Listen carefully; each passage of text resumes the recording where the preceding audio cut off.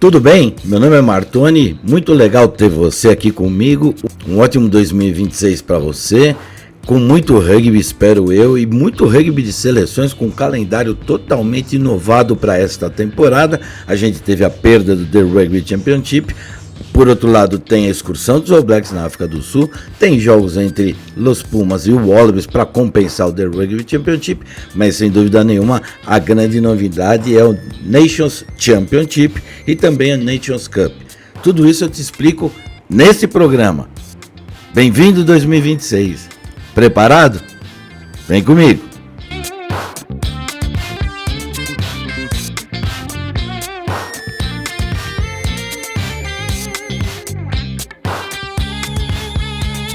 Bom, antes de mais nada, agradecer o carinho das mensagens, especialmente na passagem de ano aí, os dias de férias que eu tive.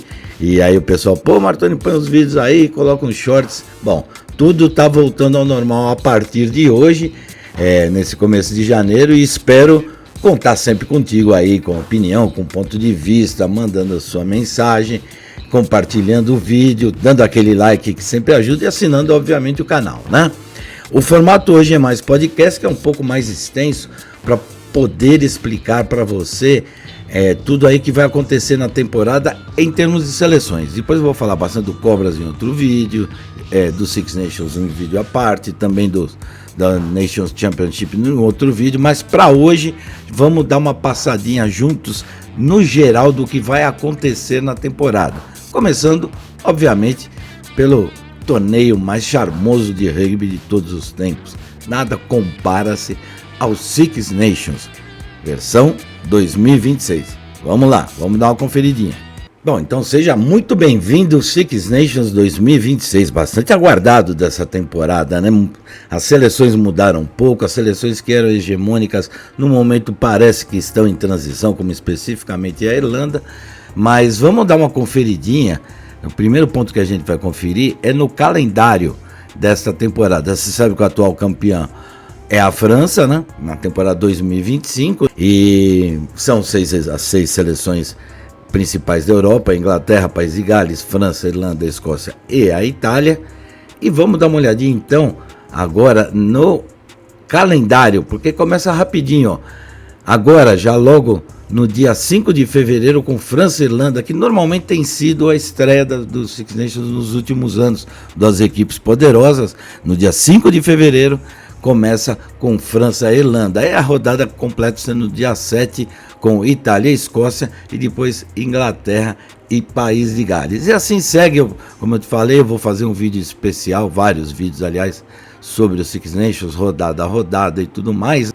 Então, a primeira rodada dia 5 e 7 de fevereiro, a segunda no dia 14 e 15, depois a terceira 21 e 22 de fevereiro, aí vai lá para março, dia 6 e 7 de março, e completando no dia 14 com o Super Saturday, normalmente a última rodada na sequência, os jogos que definem aí campeão e tudo mais. Então o Six Nations vai lá, então de fevereiro até março. Depois o Six Nations, o que vem? Vem o Nations Rugby Championship a partir de julho. 12 seleções brigando primeiro no Hemisfério Sul e depois completando a rodada no Hemisfério Norte, lá em novembro, e com isso os jogos para quem será o campeão e tudo mais. Vamos dar uma conferidinha então nas equipes que formam o The Nations Rugby Championship. Bom, na sua primeira edição, o The Nations Rugby Championship contém 12 seleções. As 6 principais lá do Hemisfério Norte, que compõem os Six Nations, vamos recordar: Itália, Irlanda, País de Gales, França, Inglaterra e Escócia. E as 6 do Hemisfério Sul mais poderosas, as 4 do The Rugby Championship, All Blacks, África do Sul, Austrália e Argentina. E as 2 outras potências também do Hemisfério Sul, que ainda não estão no The Rugby Championship. Tem batido na porta lá, mas por enquanto nada resolvido, que são exatamente o Japão e Fiji. Como funciona esse torneio? A primeira rodada acontece no dia 4 de julho, serão 3 jogos dos europeus contra os representantes do Hemisfério Sul, e o Hemisfério Sul abriga esses jogos. Então, para você ter uma ideia, rodada 1, vamos pegar como exemplo aqui os All Blacks. Os All Blacks na rodada 1 no Hemisfério Sul, no dia 4 de julho, enfrentam a França.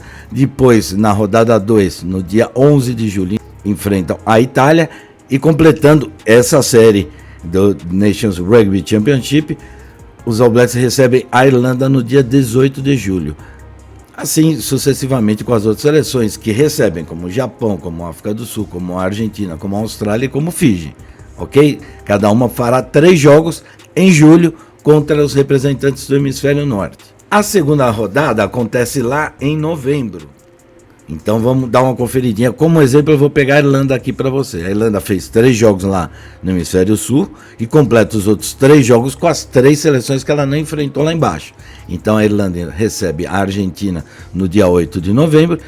Depois, no dia 15 de novembro, a Irlanda recebe Fiji. E para completar sua participação, a Irlanda recebe a África do Sul no dia 21 de novembro. E assim as outras seleções europeias, como foi o caso citado agora da Irlanda, você está vendo aí.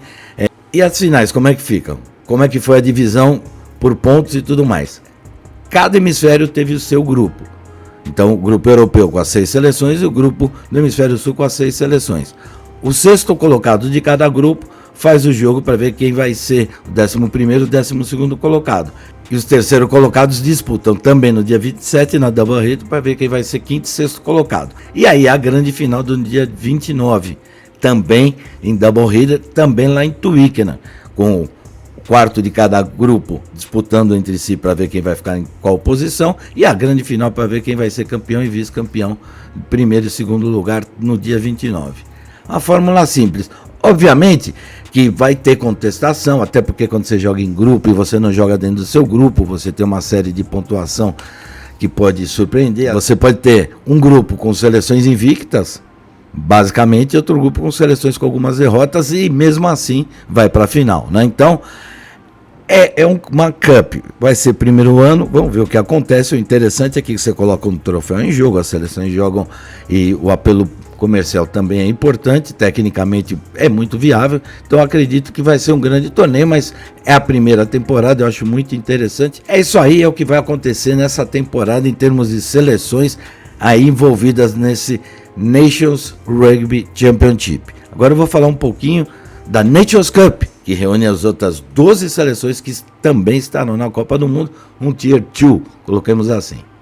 Bom, interessante também o formato da Nations Cup, que é exatamente das 12 seleções classificadas para a Copa do Mundo e que não estão naquele Tier 1 lá daquelas 12 primeiras seleções na Nations Championship, ok? Essa é a Nations Cup, divididas em 2 conferências também, Conferência Europa Africana com Geórgia, Espanha, Portugal, Romênia, Hong Kong e Zimbábue, e na Conferência Americana e Pacífica, com Canadá, Chile, Tonga, Uruguai, Estados Unidos e Samoa. Basicamente será o mesmo sistema, tá? São 3 jogos em julho, 3 jogos em novembro, com um pequeno diferencial. Em julho os jogos são no Hemisfério Sul e em novembro no Hemisfério Norte. Aí é um pouco diferente porque você tem seleções do resto do mundo, né? Ou seja, você tem africano, você tem lá da Ásia, enfim, muda um pouco o formato e também não vai ter uma decisão de título entre vencedor de um grupo e vencedor de outro grupo. Serão 2 campeões, ok? Cada um campeão do seu respectivo grupo. Então, brigam diretamente aí Geórgia, Espanha, Portugal, Romênia, Hong Kong e Zimbábue pela Conferência Europa África para ver quem vai ser campeão, jogando contra a Conferência América Pacífica com Canadá, Chile, Tonga, Uruguai, Estados Unidos e Samoa. Esse é o primeiro formato dessa temporada, ficou sem as finais, mas acho que é uma questão comercial e tudo mais, eu gostaria de ver as finais, mas enfim, é o que ficou planejado pelo World Rugby. Bom, agora o Tour, que deu muita polêmica, obviamente, né, por conta de não termos o The Rugby Championship, que é o Tour dos All Blacks, que era uma coisa que há muito tempo a Federação Sul-Africana, a Federação Neozelandesa tratavam. Existia o final do contrato do The Rugby Championship, que volta no ano que vem, tá? Ele vai continuar esta temporada que ele não vai ter, tá? Para te falar a verdade, eu não gosto muito, eu prefiro o The Rugby Championship, que eu acho que é um torneio maravilhoso, e para mim incluiria já o Japão, breve, um pouco mais para frente, Fiji, e faria assim como Six Nations, um torneio 6 potências do hemisfério sul. Mas por enquanto é que tem muita tratativa aí, as distâncias são enormes, né? Então a coisa não é tão fácil assim, obviamente, de ser resolvida. Mas vamos lá, os All Blacks vão, depois de muito tempo, fazer uma temporada longa lá na África do Sul, compreendendo 4 jogos contra as províncias principais da África do Sul, começando ali no dia 7 de agosto com o Stormers, no meio da semana contra o Sharks e depois contra o Bulls, ou seja, para treinar novos jogadores, dar um pouco de ritmo para a equipe, que já vem lembra, né, do Nations Championship ali em julho. Aí já logo o primeiro test match no dia 22 de agosto, lá em Johor, em Johannesburg, no Ellis Park, Springboks contra o Blacks. Aí depois tem um jogo de meio de semana contra os Lions. O segundo jogo, já no dia 29, test match entre Springboks e All Blacks, vai ser lá em Cape Town, Stormers, no DHL Stadium. Aí você tem o terceiro jogo em Johor, Johannesburg, aí é no FNB Stadium no dia 5 de setembro, e um quarto e último jogo no dia 12 de setembro, esse em teoria num campo neutro, então ainda não ficou decidido onde será essa partida, ainda aguarda-se aí para ver o desfecho dessa história. Então, resumo desse tour schedule dos All Blacks: chegam lá na África do Sul, fazem 4 jogos contra a província e 4 jogos contra os Springboks, muito aguardados, né? Porque de fato são as principais potências do mundo, né? E eles falam que é Rugby Greatest Rivalry, ou seja, é a rivalidade realmente ali mais acentuada do rugby de todos os tempos. Então, de fato, tem um apelo comercial espetacular. Um tour tipo Lions faz a cada 4 anos. Provavelmente a gente vai ter dos Springboks também na sequência, dando a volta, indo jogar lá na Nova Zelândia, mas por enquanto nada anunciado, nem se houver, quando será, né? Mas como o calendário é bem espremido na temporada, então esse aí será uma das grandes atrações da temporada, sem dúvida alguma, The Greatest Rivalry entre Springboks, que recebem em 4 jogos os All Blacks. Nesse meio do caminho, seleções como a Argentina, a Austrália farão também jogos, obviamente pelo Nations Championship, e também alguns test matches. A Argentina, por exemplo, recebe lá na Argentina 2 jogos contra os Wallabies. Os Wallabies, por sua vez, vão jogar com os All Blacks a Bledsoe Cup, além de jogar com a Argentina, provavelmente 1 ou 2 jogos contra os Springboks, ou seja, uma temporada para os Wallabies, que são sede da Copa do Mundo, bastante interessante, e as seleções vão se adaptar a esse novo Nations Championship, assim como Nations Cup, tentar ao mesmo tempo fazer um pouco de jogos a mais. Me parece que a Argentina ficou com um calendário um pouco mais reduzido. Normalmente as seleções jogam de 11 a 12 jogos. A Argentina, para você ter uma ideia, começa dia 4 de julho contra a Escócia, depois 11 de julho contra a Gales, depois 18 de julho contra a Inglaterra, tudo isso na Argentina, dentro do Nations Rugby Championship. Aí depois esses 2 jogos em agosto, final de agosto, começo de setembro, contra os Wallabies, tudo na Argentina. Aí vão para a Europa em novembro, com jogos também do Nations Rugby Championship contra a Irlanda, no dia 7, depois contra a Itália no dia 14, e depois no dia 21 contra a França. E ainda farão a disputa de o título, ou terceiro e quarto, ou quinto e sexto, e assim sucessivamente, daquelas rodadas duplas finais de Twickenham, né? Ou seja, a Argentina fará 9 jogos apenas nessa temporada. Não sei se ela vai conseguir encaixar mais um outro jogo, por isso que eu te falo que mexeu um pouquinho com o calendário. A Austrália, por exemplo, vai ficar na faixa de 11, 12, 13 jogos.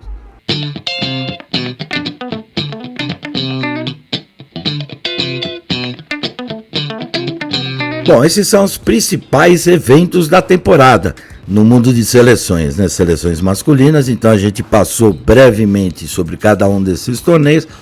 Evidente que ao longo da temporada, daqui a pouquinho eu já começo a falar muito dos Six Nations e depois acompanhando cada torneio, porque promete ser realmente uma página nova no rugby mundial. Eu vejo com muito bons olhos tudo que está acontecendo no rugby, com exceção dessa dificuldade temporária do The Rugby Championship.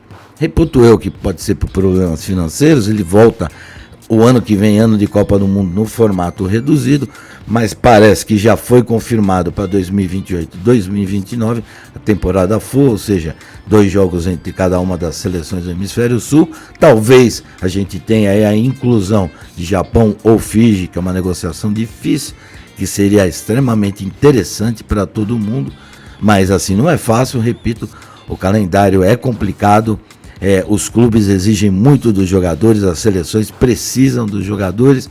Num universo ultra profissional como é hoje em dia, você tem uma série de restrições aos jogadores. Eu já falei isso em outro vídeo, mas assim, o jogador tem que ter 45 dias de férias, o jogador tem que ficar quase 2 meses sem treino de contato, pra você ter uma ideia, no dia a dia de treinamento no clube ou na seleção.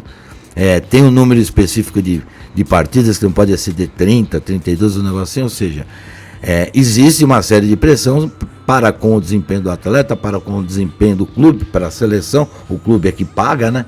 Então tudo isso vem sendo trabalhado de maneira pensada, às vezes as coisas não andam tão bem, às vezes vai bem, mas o fato é que eu acredito nesse novo calendário da World Rugby, principalmente. Eu gostei muito de que teremos o Nations Cup, ou seja, você também dá oportunidade para jogos do mesmo nível e outros jogos das seleções como Geórgia, Espanha, Portugal, Romênia, Hong Kong, Samoa, Estados Unidos, Uruguai, Tonga, Chile, Canadá, poderem se desenvolver, mas também jogar com similares, ou seja, conseguir competir, buscar título e trazer mais torcida para o estádio e tudo mais. Talvez seja essa uma das missões bem-sucedidas dessa temporada, a conferir. Mas muito legal ter você aqui comigo, tava com saudade aí de fazer o podcast, mas precisava de umas fériasinhas mesmo, quem não precisa, né? Mais uma vez, assina o canal, aciona o sino, assim, sempre que tivermos novos vídeos, imediatamente eu comunico para você, você recebe lá a comunicação, põe sua opinião, põe seu ponto de vista, o que você achou disso tudo, desse novo modelo do rugby de seleções internacionalmente falando. E mais uma vez agradeço o carinho do tudo que vem acontecendo, das mensagens. Coloca a sua opinião, quero de fato ouvir o que você acha disso tudo, tá bom? Valeu, até a próxima.